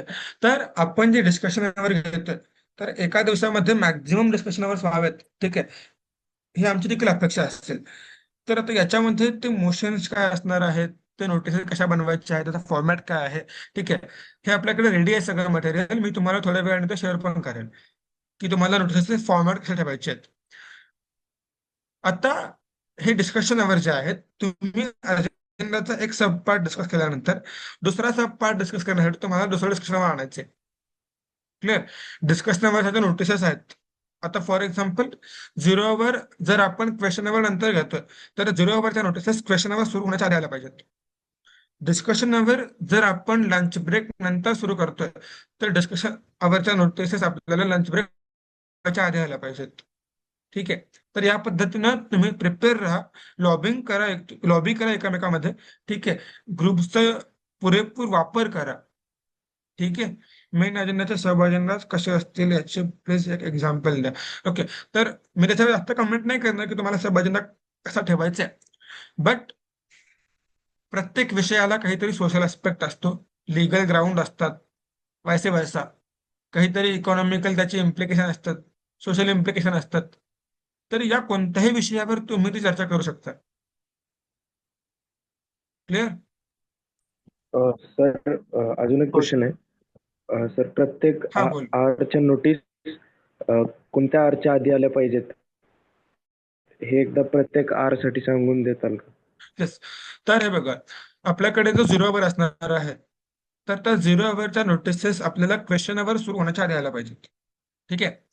आपल्याकडे जो डिस्कशन आवर आहे तर त्या डिस्कशन आवरच्या नोटिसेस आपल्याला लंच जर का आपण लंच ब्रेकच्या नंतर घेतोय आणि मोस्ट ऑफ द टाइम आपल्याला लंच ब्रेक नंतर 0 आवर आपण घेतो, तर त्यावेळी त्या 0 आवरच्या लंच ब्रेक नंतर आपण डिस्कशन आवर घेतो, माफ करा. तर त्या डिस्कशन आवरच्या नोटिसेस आपल्याला लंच ब्रेकच्या आधी आल्या पाहिजेत. ठीक आहे. 0 आवर संपल्यानंतर आपल्याला लगेच त्या नोटिसेस मिळायला हव्यात. ठीक आहे. For discussion hour. Am I clear Rajveer? Yes sir. Thank you sir. Yes. अजून काही डाऊट आहे कोणाला? Otherwise we will move ahead. Okay. Saying none. आता हे जे डिस्कशन आवर आपण करू तर एका दिवसामध्ये मॅक्झिमम वेळा आपण अजेंडा डिस्कस करायला पाहिजे. मॅक्झिमम पद्धतीने मॅक्झिमम अँगलने आपण तो डिस्कशन केला पाहिजे. यासाठी ते तुमच्यावर डिपेंड करतं ठीक आहे, की तुम्ही किती मोशन आणताय आणि किती आपण स्मूथली आणि वेळ वाचवून कमिटी चालवतोय. ठीक आहे, तर याच्यामध्ये आपण हीच प्रोसिजर पुढे देखील सुरू ठेवू. एक डिस्कशनवर झाला की त्यानंतर आपण दुसऱ्या डिस्कशनवर घेऊ आणि पुढे ते कंटिन्यू राहील. आता सेकंड डेला सेम प्रोसिजर होईल. सेकंड डेला समजा आता फॉर एक्झाम्पल आपल्याकडे 48 स्पीकर आहेत, 48 व्यक्ती आपल्याकडे आहेत, आमदार आहेत. तर 48च्या 48 व्यक्ती पहिल्या दिवशी राज्यपालांच्या अभिभाषणावर आभार व्यक्त नाही करू शकत. ठीक आहे, due to positive of time. आता जे व्यक्ती उरतील फर्स्ट डेला आपण जर का 20 अकोमोडेट करू शकलो, ठीक आहे, हे सगळं टाइमवर डिपेंड राहणार आहे की त्या दिवशी किती वाजता आपण ऍक्च्युअल मध्ये सुरू करतो, किती वाजता आपल्याला त्या दिवशी एक आरोपी सेशन असणार आहे आपलं ऑफलाईन. त्यानंतर फर्स्ट टाइमर्सचे डाऊट्स वगैरे झाल्यानंतर आपण जेव्हा कमिटी सुरू करू त्यावेळी किती वेळ आपल्याकडे अवेलेबल आहे या आधारावर आपण ते स्पीकर्सचे नंबर जे आहे ते डिवाइड करू 2 दिवसासाठी. तर राज्यपालांच्या अभिभाषणावर समजा जर का पहिल्या दिवशी आपण जर का 30 स्पीकर घेऊ शकलो तर उर्वरित 18 स्पीकर जे आहेत लिस्ट मधले तर त्यांना आपण सेकंड डेला सुरुवातीला चान्स देऊ. सेकंड डे सुरुवात जी होईल ती राज्यपाल अभिभाषणाच्या वोट ऑफ थँक्सवर जे उर्वरित स्पीकर आहेत रिमेनिंग स्पीकर्स त्यांचा रिप्लाय होईल राज्यपालांच्या स्पीचवर. त्यानंतर पुन्हा क्वेश्चन आवर होईल, जो आपण क्वेश्चन आवरचा फॉर्म काढलेला आहे. ठीक आहे, तर आपल्याकडे 48 जवळपास 50ची कमिटी असल्यामुळे ऍडिक्वेट नंबर ऑफ क्वेश्चन आपल्याकडे असतील. ठीक आहे, तर आपण उर्वरित प्रश्न जे आहेत जे फर्स्ट डेला झाले नाहीत पूर्ण ते आपण सेकंड डेला घेऊ आणि सेकंड डेला ती पूर्ण लिस्ट आपण एक्झॉस्ट करू. त्यानंतर क्वेश्चन नंबर झाल्यानंतर सेम आपण सेकंड डेला पण 0 घेणार आहोत, ज्यासाठी तुम्हाला नोटीस आणायचे आहेत. सेकंड डेला पण सेम 0 1 तासासाठी असेल, त्याच्यामध्ये अर्ध्या तासासाठी तुम्हाला 2 विषय चर्चा करायची आहे. ठीक आहे, you have to discuss each topic for half an hour. ठीक आहे, maximum 2 topics we can accommodate. So bring innovative topics. ठीक आहे, जे थोडेफार अर्जंट, थोडेफार नाही, जे अर्जंट आहेत आणि थोडेफार इंटरेस्टिंग आहेत की ज्याच्यामध्ये लोक जास्तीत जास्त पद्धतीने चर्चा करू शकतात. आणि आय विल अर्ज अगेन दी एक्सपिरियन्स पीपल की तुम्ही जे काही हे फर्स्ट टाइम म्हटलं सांगा की कशा पद्धतीने 0 चालतं, कशा पद्धतीने प्रोसिडिंग चालतात, 0 महत्व काय आहे इंडियन कमिटीमध्ये. सी 0 इज नॉट फॉर किंवा 0 is for the benefit of the committee to provide the committee with something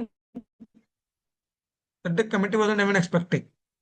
की तुम्ही जे लोक पार्टिसिपेट करतात फॉर द फर्स्ट टाइम तर त्या लोकांना एक स्टेज देण्यासाठी त्या लोकांचं जे काही हे आहे ना, म्हणजे जी भीती आहे ती भीती त्यामध्ये निघून जाते, जो निगंड आहे तो सगळा निघून जातो.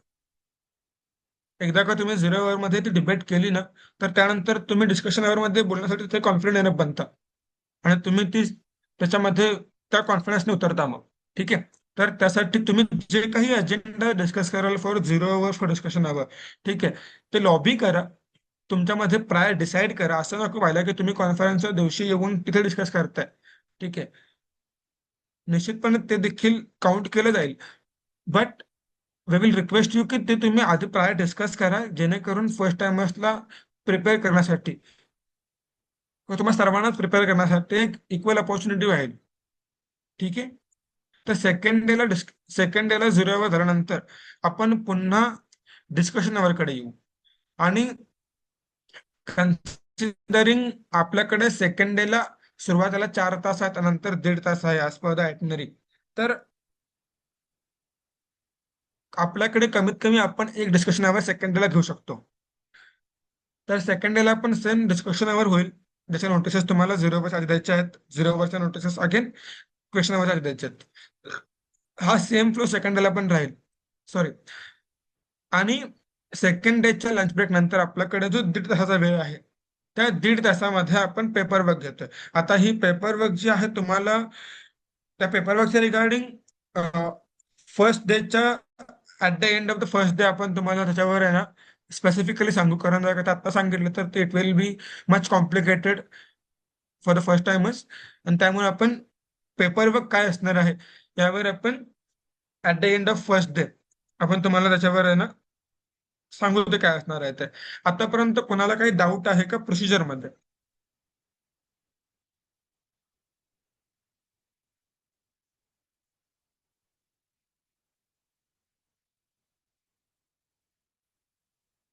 कुणाला काही डाऊट आहे का प्रोसिजर मध्ये?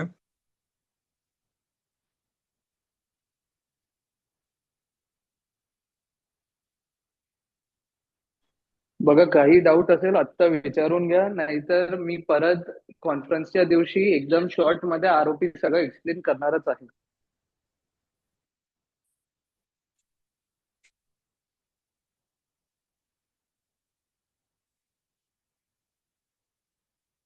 ओके, जतीन दादा मी रुल्स कडे जाऊ का? एक प्रश्न आलाय, मंत्र्यांनी एखाद्या क्वेश्चनचं उत्तर नाही दिलं तर. ओके, तर मंत्र्यांना क्वेश्चन नंबर मध्ये ते उत्तर त्यांनी द्यावं त्यासाठी आपण त्यांना एक दिवस आधी तो क्वेश्चन नंबरचा फॉर्म क्वेश्चन देणार आहोत. ठीक आहे, तर त्यांना एक दिवसाचा वेळ असेल की ज्यावर ते प्रिपेअर करतील आणि आम्हाला आशा आहे की चांगली उत्तर देतील सभागृहामध्ये. कुणाला काही डाऊट आहे? अदरवाईज आपण या प्रोसिजरच्या रुल्स कडे जाऊ.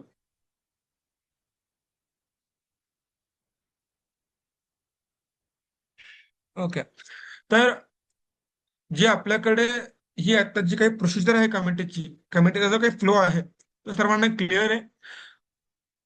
या प्रथम पुढे जातं, तर आपल्याकडे काही रूल्स आहेत, रूल्स ऑफ प्रोसिजर. मुळात सेशनचं नावच ते आहे, आरोपी सेशन, राईट? तर ज्यांना जे फर्स्ट टाइमर्स आहेत किंवा जे नवीन आहेत, ठीक आहे, आय विल रिक्वेस्ट देम तुम्ही नोट डाऊन करा हवं तर की हे रूल्स काय असणार आहेत. हा pen paper with you, pen it down if possible. Yes sir. Yes, तर आपल्याकडे 4 पद्धतीचे प्रमुख रूल्स आहेत. ठीक आहे, तर पहिलं तर असणार आहे point of personal privilege at the upmost. Point of personal privilege, privilege आपण ज्याला म्हणतो ते काही is nothing but comfort, right? ज्या ज्या वेळी तुमचं कम्फर्ट कोणत्या पद्धतीने हार्म होईल, तुमचं प्रिव्हिलेज हार्म होईल असं तुम्हाला वाटतं, तर त्यावेळी तुम्ही point of personal privilege raise करू शकता. For example, as per my knowledge PGCL मध्ये एसी आहे, तर आपली रूम जी असणार आहे ती त्याच्यामध्ये जर का तुम्हाला एसीचं टेम्परेचर कमी जास्त हवंय, तर तुम्हाला थंडी वाजते, गरम होतंय, कोणत्याही पद्धतीने तुमचं प्रिव्हिलेज जर का हार्म होतंय, तर तुम्ही point of personal privilege raise करू शकता. फॉर एक्झाम्पल, जर का समजा की आपल्याकडे रोहित पवार आहेत, तर रोहित पवार साहेब एका कोपऱ्यामध्ये बसलेत आणि आपल्याकडे उपमुख्यमंत्री अजितदादा एका कोपऱ्यामध्ये बसलेत आणि अजितदादांना ऐकू येत नाहीये की रोहित पवार काय बोलतात त्यांच्या स्पीच मध्ये किंवा त्यांच्या क्वेश्चनच्या वेळी. ते काय बोलतात त्यांना ऐकूच येत नाहीये, तर त्यांचं कम्फर्ट हार्म होत आहे, त्यांचं प्रिव्हिलेज हार्म होत आहे. तर त्यावेळी ते एक्झिक्युटिव्ह बोर्डकडे point of personal privilege raise करू शकतात. And then we can ask Rohit पवारजी to be louder to raise their voice, right? तर तुमचं प्रिव्हिलेज ज्या ज्या पद्धतीने हार्म होत आहे त्यावेळी तुम्ही ते पॉइंट ऑफ पर्सनल प्रिव्हिलेजचा वापर करू शकता. आता तुम्हाला वॉशरूमला जायच्या वेळी हे एक प्रकारे प्रिव्हिलेज आहे, बट त्यावेळी तुम्ही ते न विचारता देखील जाऊ शकता. ठीक आहे, बट एक गोष्ट लक्षात घ्या की तुम्ही जेव्हा केव्हा वॉशरूमसाठी असेल किंवा इतर कोणत्याही कामासाठी कमिटी रूमच्या बाहेर जात आहे, तर त्यावेळी मेक शुअर की कोणताही स्पीकर त्यांचा स्पीच देत नाहीये. तुम्ही सर्व सन्मान्य सदस्य आहात आणि एखादा सन्मान्य सदस्य भाषण करतोय आणि त्यावेळी मागून 2 लोक बाहेर जातात, तर हे सभागृहाला शोभत नाही. तर त्यामुळं wait for the speaker to conclude speech आणि त्यावेळी तुम्ही बाहेर जा आणि लगेच या. ठीक आहे, आतापर्यंत तुम्हाला काही डाऊट आहे पॉइंट ऑफ पर्सनल मध्ये? No sir. हो, नाही, जे काय असेल. ओके, काही डाऊट आहे Yash? No sir. Okay, perfect. Then आपल्याकडे पॉइंट आहे point of parliamentary inquiry. Okay, आता आपली कमिटी जी आहे ती एक पार्लमेंटरी कमिटी आहे, राईट? तर या पार्लमेंटरी कमिटीमध्ये तुम्हाला जी काही इन्क्वायरी आहे ती इन्क्वायरी करण्यासाठी तुमच्याकडे पॉइंट ऑफ पार्लमेंटरी इन्क्वायरी असणार आहे. आता इन्क्वायरीमध्ये तुम्हाला काय करायचं आहे? If you wish to inquire about anything regarding the procedure you can raise point of parliamentary inquiry.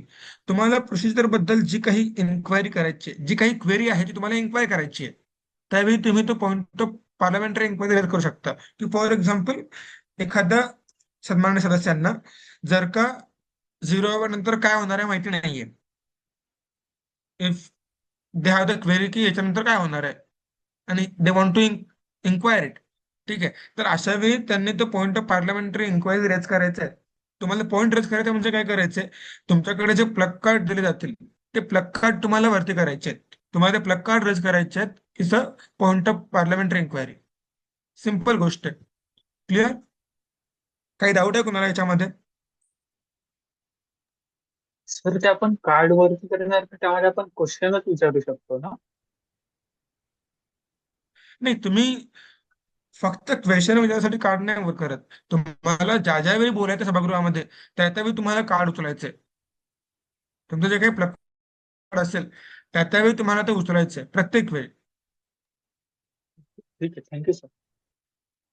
तुमच्या प्रिव्हिलेज तुमचं हार्म झालं, तुम्हाला point of personal privilege raise करायचंय, रेज प्लग कार्ड. बिकॉज जोपर्यंत तुम्ही ते प्लग कार्ड रेज करता तोपर्यंत आम्हाला नाही कळणार की तुम्हाला काय बोलायचंय. त्यानंतर आपल्याकडे झालं पॉइंट ऑफ पार्लमेंटरी इन्क्वायरी. या दोन रूल्सच्या रिगार्डिंग कुणाला काही डाऊट आहे?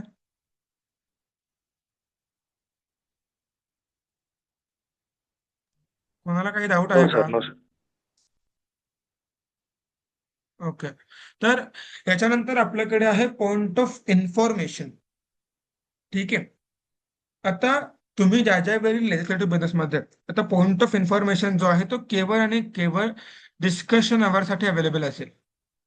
ज्यावेळी तुम्ही अजेंडा डिस्कस करताय केवळ आणि केवळ अजेंडाच्या डिस्कशन वेळी तो पॉइंट ऑफ इन्फॉर्मेशन अवेलेबल असेल तुमच्याकडे. ठीक आहे, आता ओरिजिनल इसेन्स मध्ये याचा अर्थ खूप वाईड आहे. ठीक आहे, याचा अँबिट खूप मोठं आहे. समजा तुम्ही सभागृहामध्ये बसलाय आणि सभागृहाची चर्चा सुरू आहे आणि तुमच्याकडे काहीतरी नवीन माहिती आली आहे आणि ती कुणाला माहितीच नाही सभागृहामध्ये, आणि तुम्हाला सभागृहाला सांगायचंय की असं असं घडलंय किंवा असं असं मला कळलं आत्ताच, तर त्यावेळी तिकडे असतो पॉइंट ऑफ इन्फॉर्मेशन की तुम्हाला इन्फॉर्म करायचं सभागृहाला. बट आपल्याकडे आपल्या अकॅडमिक सिम्युलेशन मध्ये तुम्हाला ज्या ज्या वेळी क्वेश्चन विचारायचे आहेत, ज्या ज्या वेळी एखाद्या स्पीच नंतर तुम्हाला त्या स्पीचच्या रिगार्डिंग तो क्वेश्चन असला पाहिजे. तुम्हाला प्रश्न विचारायचे, मुख्यमंत्री महोदयांचं भाषण झालं डिस्कशन आवर मध्ये रिगार्डिंग द अजेंडा, आणि त्यानंतर जर का कुणाला काही प्रश्न आहे आपल्याकडे, अगेन आपण रोहित पवारांचं उदाहरण देऊ. जर का रोहित पवारांना जसा काही प्रश्न आहे मुख्यमंत्री महोदयांना regarding the agenda, regarding the speech given by मुख्यमंत्री महोदय, तर त्यावेळी रोहित पवारजी तो प्रश्न विचारू शकतात आणि तो आपल्याकडे असणार आहे पॉइंट ऑफ इन्फॉर्मेशन. तुम्ही ज्या ज्या वेळी आम्हाला नोटीस सबमिट कराल रिगार्डिंग डिस्कशनवर, तर त्या त्यावेळी तुम्हाला त्या नोटीसमध्ये मेन्शन करायचं आहे की आपण किती किती पॉइंट ऑफ इन्फॉर्मेशन किंवा किती क्वेश्चन अलो करणार आहोत पर स्पीकर. क्लिअर? कुणाला काही डाऊट आहे याच्याबद्दल?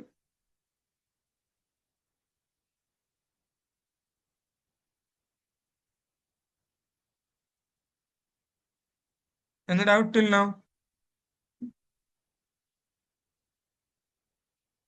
ओके, तर याच्यानंतर आहे पॉइंट ऑफ ऑर्डर. ठीक आहे, ज्याला आपण मराठीमध्ये हरकतीचा मुद्दा म्हणतो.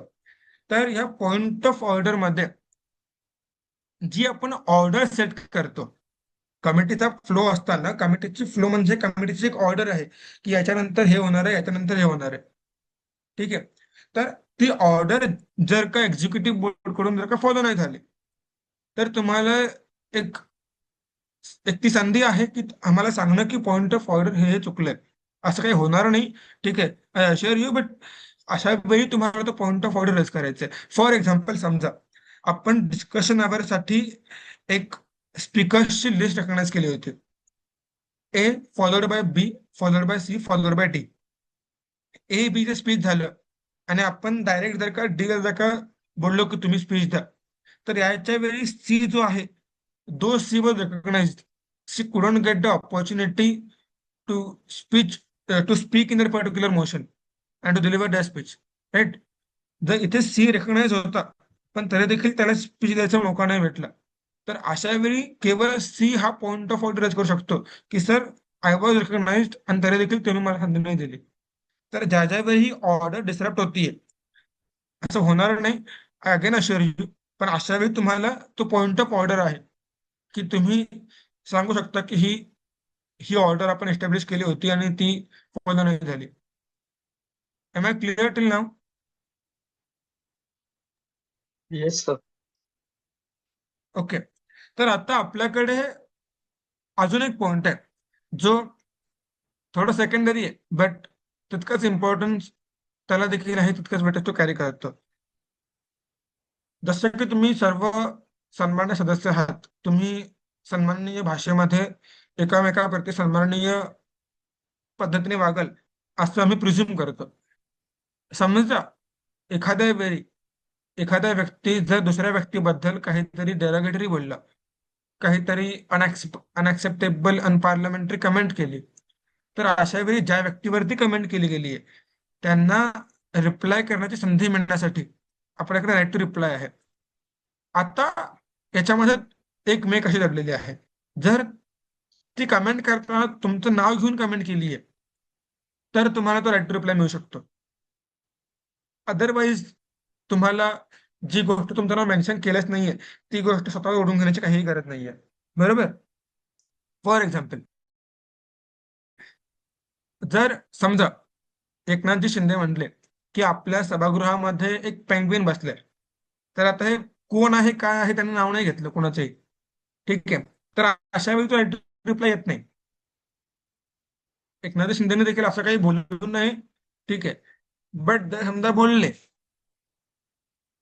की आपल्या सभागृहामध्ये एक पेंग्विन आहे, तर ते कुणालाच काही बोललेलं नाहीये. मात्र त्यांनी जर का एखाद्या व्यक्तीचं नाव घेऊन जर का सांगितलं की ही व्यक्ती पेंग्विन आहे, तर अशा वेळी ज्या व्यक्तीचं नाव घेऊन सांगितलंय त्या व्यक्तीला आपण ती संधी देऊ, ठीक आहे, under the right of reply, की त्याच्यावर तुमचं म्हणणं काय, तुमचं रिप्लाय काय ते क्लॅरिफाय करा. Clear. And vice versa. Am I clear till now, till आरोपी? सर मला एक तुमचं जे काही डाऊट डाऊट, आहे. हा विचारा. मला डाऊट आहे की समजा जर कोणी मिनिस्ट्रीला काही बोलून विचारलं मिनिस्ट्री बद्दल किंवा त्या, तर तो पण राईट ऑफ रिप्लाय मानू शकतो. एखाद्या मंत्रालयाबद्दल कमेंट केली आहे समजा, तुमचं असं म्हणणं आहे का, तर ते स्पेसिफिकली त्यांचं ओपिनियन असेल. हा, ती कमेंट जर का अनपार्लमेंटरी असेल तर आपण निश्चितपणे त्याच्यावर लक्ष घालू की ते अनपार्लमेंटरी आहे का किंवा त्याच्यावर राईट टू रिप्लाय देण्याची गरज आहे का, ठीक आहे. पण right to reply is very subjective. जर का ती कमेंट तुमचं नाव घेऊन केली आहे आणि जर का ती कमेंट जर का अनपार्लमेंटरी आहे, ठीक आहे, आपल्याकडे अनपार्लमेंटरी वर्डची यादी पण अवेलेबल आहे, तर जर का ती अनपार्लमेंटरी आहे किंवा अनएक्सेप्टेबल आहे अशा वेळी तुम्हाला किंवा राईट टू रिप्लाय मिळेल. आता जर का समजा एकनाथ शिंदे जर का बोलले की आदित्य ठाकरे खूप चांगलं काम करतात, तर चांगलंच बोलले ते, तर अशा वेळी राईट टू रिप्लाय देण्याची गरज नाहीये. वायस वर्सा, जर का आदित्य ठाकरे बोलले की एकनाथजी शिंदेने खूप चांगलं काम केलं 2 वर्ष, तर अशा वेळी तुमचं नाव घेतलंय पण ते काही वाईट नाही बोललेले आहेत, चांगलं बोललेलं आहे, जे ऍक्सेप्टेबल आहे आणि सन्माननीय पण आहे, तर अशा वेळी राईट टू रिप्लाय नाही मिळणार.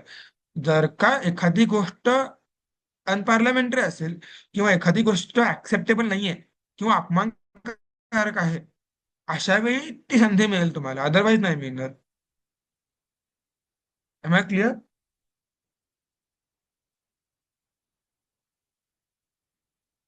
Am I clear till now? Yes sir. Okay. तुमचे जे काही डाऊट आहेत तुम्ही विचारू शकता.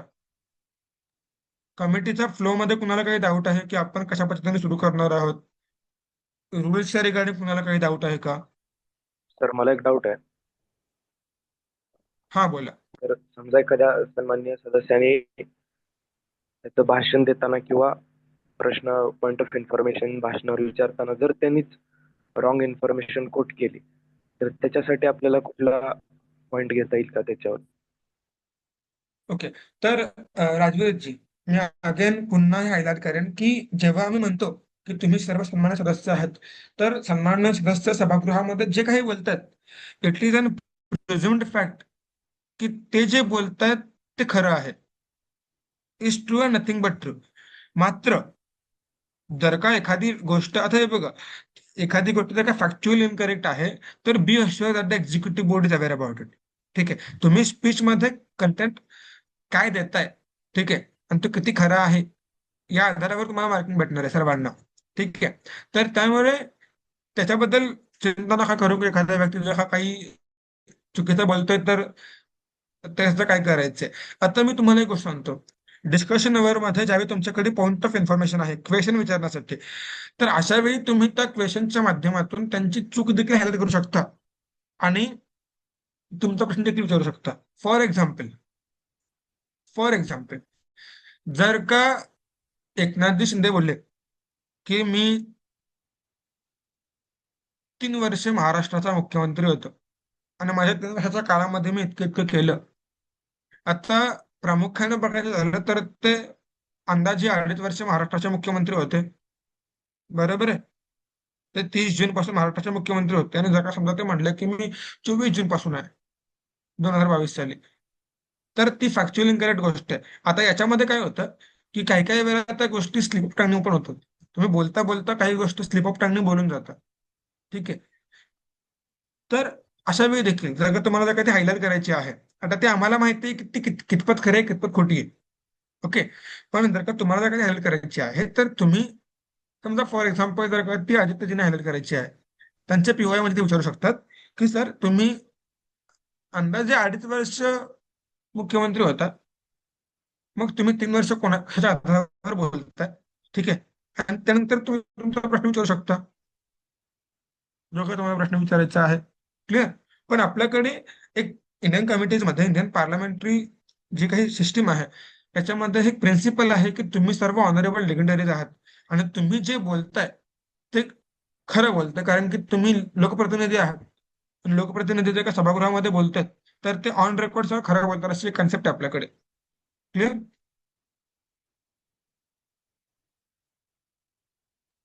Okay sir. तुम्हाला काही डाऊट आहे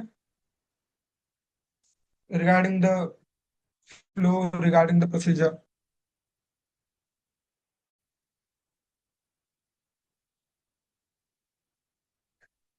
ओके, जर नसेल तर जतन दादा रिसर्चचा पार्ट कंटिन्यू करू का? सर मला एक डाऊट होता. हा हा लॉबिंगसाठी ग्रुप कधी चालू केला जाईल? ओके. लॉगिंगसाठी ग्रुप ही मीटिंग झाल्यानंतर सगळं काही पुढे अवेलेबल होत आहे. तुमचा ग्रुप लॉगिंगसाठी ओपन राहील. तुम्ही ते ग्रुप लॉबी पर्पजसाठी खूप चांगल्या पद्धतीने यूज करा, ओके. आणि येस, तुम्हाला लॉगिंग सेशनसाठी तो ग्रुप ओपन राहील. त्यानंतर तुम्हाला तुमचं मॅट्रिक्स देखील अवेलेबल राहील आणि तुम्हाला तुमचा क्वेश्चनवरचा फॉर्म देखील मिळून जाईल. Okay sir, thank you. येस, अजून कोणाला काही डाऊट आहे का? तर मला डाऊट आहे सर, लँग्वेज बद्दल सांगाल का? म्हणजे मी जर इंग्लिश मध्ये किंवा मराठीत बोलत असेल आणि मग नंतर मला जर दुसऱ्या भाषेत बोलावंसं वाटलं, म्हणजे फॉर एक्झाम्पल मी स्टार्ट केलं इंग्लिश मध्ये आणि नंतर मला मराठीत बोलावंसं वाटलं, तर तसं करू शकतो का मी? हे बघा, आपल्याकडे आहे ना भाषेचं काही बंधन नसतं, ठीक आहे. तुम्ही 22 कोणत्याही भाषेमध्ये बोलू शकता. बट आता अकॅडमिक सिम्युलेशन मध्ये कन्सिडरिंग इट इज महाराष्ट्र विधानसभा, तुम्ही मराठीमध्ये बोलावं ही आमची अपेक्षा राहील. बट अल्टिमेटली तुम्हाला जर का इंग्लिशमध्ये बोलायचं आहे, मराठीमध्ये बोलायचं आहे, मिक्समध्ये बोलायचं आहे, तुम्ही बोलू शकता.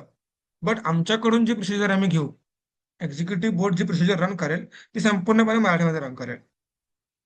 कारण महाराष्ट्र विधानसभा खूप कमी ठिकाणी अकॅडमिक सिम्युलेशन मध्ये होतीये आणि महाराष्ट्र विधानसभा नावातच आपल्याला कळतं की ते एक मराठी कमिटी आहे.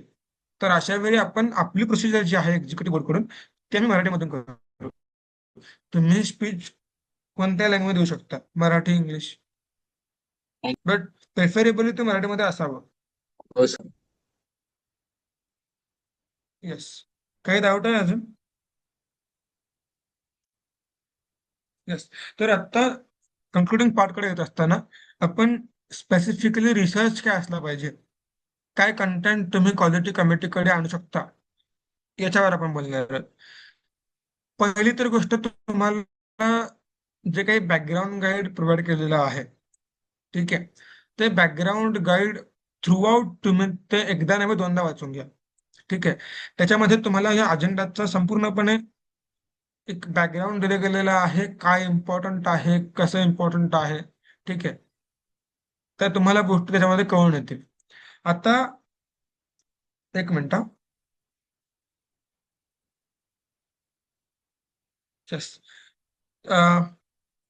तर रिसर्चच्या रिगार्डिंग जेव्हा आपण येतो तर गव्हर्नमेंटच्या ज्या काही वेबसाईट्स आहेत महाराष्ट्र गव्हर्नमेंटच्या प्रत्येक मिनिस्ट्रीच्या वेबसाईट आहेत तर त्या वेबसाईट तुम्ही रेफर करू शकता.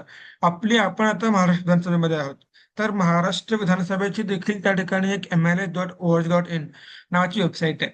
तुम्ही महाराष्ट्र विधानसभा म्हणून जर गुगल केलं तर देखील तुम्हाला ते मिळून जाईल. तर त्या वेबसाईटवर तुम्हाला निम्म्याहून जास्त रिसर्च तुम्हाला तिथेच भेटून जातो. त्यानंतर ज्या काही कमिटीज गव्हर्नमेंटनी बाय वे ऑफ नोटिफिकेशन आतापर्यंत फॉर्म केलेले आहेत त्या कमिटीचे रिपोर्ट जे काही सबमिट केले गेलेले आहेत कमिटीज कडून ते रिपोर्ट तुम्ही रेफर करू शकता. मी तुम्हाला बोलेल की महाराष्ट्र विधानसभेची वेबसाईट एकदा बारकाईने पहा. त्या वेबसाईटमध्ये तुम्हाला कळून जाईल की कशा पद्धतीने तुम्हाला प्रश्न विचारायचे आहेत, कशा पद्धतीने तुम्हाला उत्तर द्यायची आहेत. ठीक आहे. I received a message from the OC की त्यांना पुढच्या मीटिंगसाठी देखील हेच अकाउंट यूज करायचे 9च्या तर आपल्याला रॅपअप करायचे. तर कुणाला काही डाऊट आहेत का regarding the flow procedure research work anything?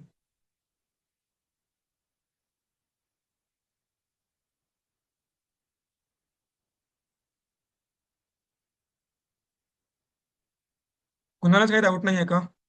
Otherwise we can conclude the meet. तर तुमचे सगळे डाऊट्स झाले की जस्ट मला एकदा सांगा. मला एक वोट ऑफ थँक्स द्यायचं आहे ऑर्गनायझेशन तर्फे. Yes yes. सर फक्त एक छोटासा डाऊट की जे काही नोटिसेस असतील त्याचा एक फॉर्मॅट म्हणजे फर्स्ट टाइमर्स आहेत त्यांना पण समजून जाईल तर त्याचा एक फॉर्मॅट आपण दिला तर येस येस तुम्हाला मिळून जाईल तो format. After once the group is open for login तुम्हाला ज्या ज्या गोष्टी आहेत सगळ्या शेअर केल्या जातील. अजून काही डाऊट आहे कुणाला? सर जे स्टडी गाईड तुम्ही प्रोव्हाइड केलंय जर का तेच प्रॉपर एकदा मस्त असं वाचून टाकलं तर ते मोर दॅन इनफ होऊन जाईल आतासाठी प्रिपेअर करायला. हे बघा स्टडी गाईड मध्ये तुम्हाला प्रत्येक गोष्टीचा एक छोट्या छोट्या ह्याच्यामध्ये दिलेला आहे. आता एक्झिक्युटिव्ह बोर्ड कडून जे लेटर तुम्हाला दिसेल त्या स्टडी गाईड मध्ये तर त्या स्पेसिफिकली मेन्शन केलेलं आहे की हा बॅकग्राऊंड गाईड जो आहे तो तुम्हाला स्केलेटल एक प्रोव्हाइड करेल. ठीक आहे. आता त्याच्यानंतर तुम्हाला रिसर्च तुमच्यावर करायचा आहे. हा स्टडी गाईड तुम्हाला एक बॅकग्राऊंड म्हणून काम करतो. तुमचा रिसर्च कशा पद्धतीने असायला हवा किंवा काय असायला हवं